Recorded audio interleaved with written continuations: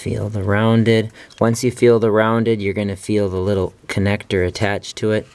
You're gonna come back to the end. There's a little tab on that. You'll push down with your thumb and you'll put your fingers towards where the connection is, and it meets up with the sensor. So you're gonna push down on the tab that's connected here.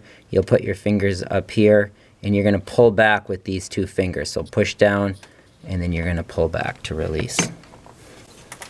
We'll stick our hands in and it just takes a second. Push down, pull back, and we have that released.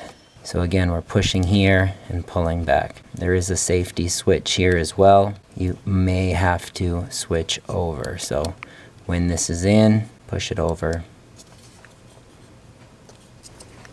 So here we have it. I'll show you how this goes in.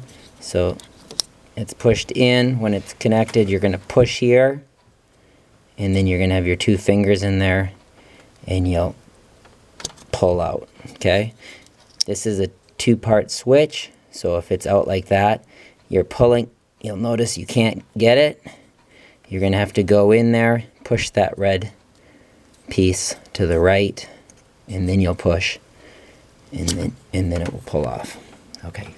So now that we have that, we're gonna put our hand in there, make sure we can feel the top of that. Okay, there it is. And then we're gonna take it's a special socket, it's rounded. It's set up so that these rounded, it's deep socketed, and it's set up so that this rounded edges will fit in there. If you have a squared off socket, it won't. So I'm walking out and there's some caribou